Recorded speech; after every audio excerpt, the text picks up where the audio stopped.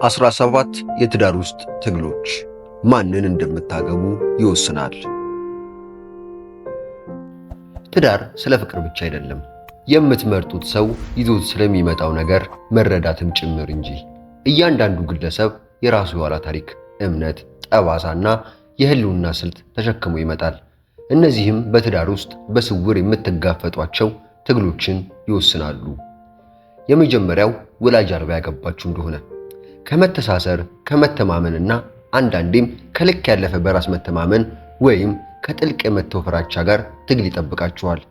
ብቻቸውን ለመኖር ስለለመዱ እርዳታ ለመቀበል ወይም በስሜት በእናንተ ላይ ለመደገፍ ሊከብዳቸው ይችላል።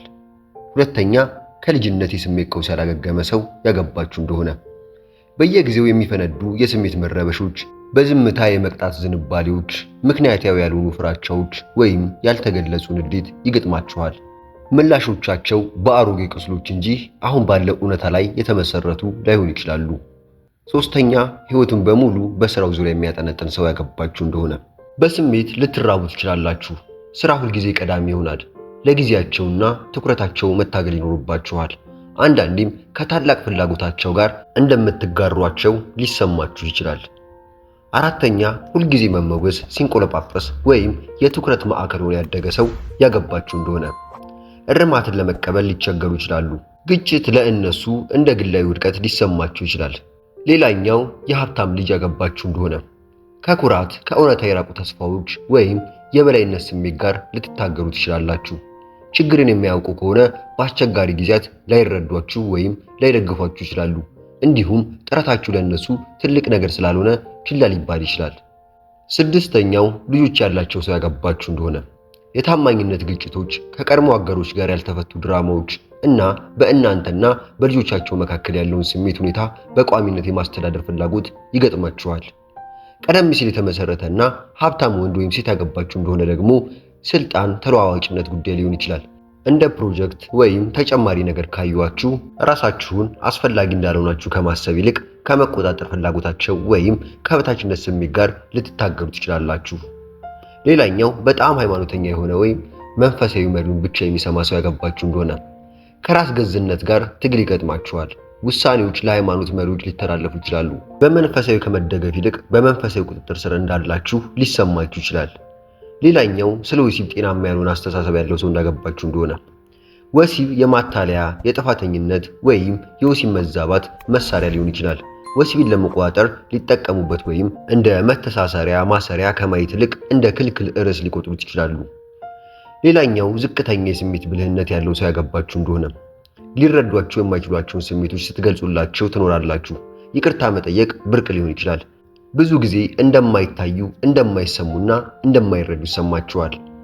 ባል የሞተበት፣ ሚስት የሞተችበት፣ የተፋቱ ወይም የህይወቷን ፍቅር ያጣ ሰው ያገባችሁ እንደሆነ ከትዝታዎቹ ጋር በቋሚነት ልትወዳደሩ ትችላላችሁ። አሁንም በሐዘን ላይ ሊሆኑ ይችላሉ። ፍቅር ሁልጊዜ ከንጹህ ሰሌዳ እንደማይጀምር መረዳት አለባችሁ። ከተበታተነ ቤተሰብ የመጣች የመጀመሪያ ልጅ ያገባችሁ እንደሆነ ከልክ በላይ በራስ የምትተማመን የተዘጋጅ እና በስሜት የተጫነች ልትሆን ትችላለች። ልታሳዝኗት እንደምትችሉ ልትጠብቅ ወይም ፍቅርን ለመቀበል ልትቸገር ትችላለች። ከድሃ ቤተሰብ የበለጸገን ወንድ ልጅ ያገባችሁ እንደሆነ ከሰፊው ቤተሰብ በሚመጣ ግፊት ልትታገሉ ትችላላችሁ። የብዙ ሰዎችን የህልውና ሸክም ተሸክሞ ሊሆን ይችላል። እናም እሱ የእናንተ ብቻ እንዳልሆነ በየጊዜው ይነግራችኋል። ሌላኛው፣ ትዳር የመጨረሻ ስኬት እንደሆነ የሚያምን ሰው ያገባችሁ እንደሆነ ከሰርግ ባለፈ ምንም ራዕይ ላይኖራችሁ ይችላል። ከማይለወጥ ወይም ከማያድግ ሰው ጋር ተጣብቃችሁ ትቀራላችሁ። በህይወቱ አንድም ቀን ሰርቶ የማያውቅ ሰው አገብታችሁ እንደሆነ ኃላፊነትንና አስተዋጽኦ ለነሱ ባዕድ ጽንሰ ሐሳቦች ሊሆኑ ይችላሉ። በስሜታዊም ሆነ በገንዘብ ትወጠራላችሁ። በትዳር ውስጥ የተገፋ በዕድሜ በቤተሰብ ወይም በህብረተሰብ ግፊት ሰው ያገባችሁ እንደሆነ ቂም ወደ ቤታችሁ መንገዱን ያገኛል። በልባቸው ፈጽሞ ላይመርጧችሁ ይችላል። በንጽጽር በተለያዩ ማህበራዊ ሚዲያ የሚኖር ሰው ያገባችሁ እንደሆነ ሰላም ሁልጊዜም ይደፈርሳል። ከንቱ ምኞቶችን ያሳድዳሉ እና ወደ አላስፈላጊ ጭንቀት ይገቷችኋል።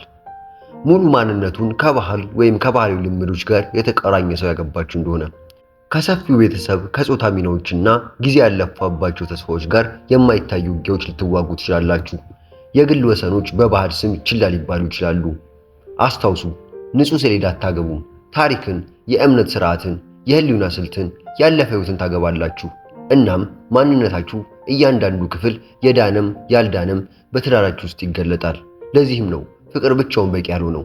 ምን መቋቋም እንደምትችሉ፣ ምን ይዛችሁ ለመኖር ፈቃደኛ እንደሆናችሁ እና ምን መታገስ እንደማትችሉ ማወቅ አለባችሁ።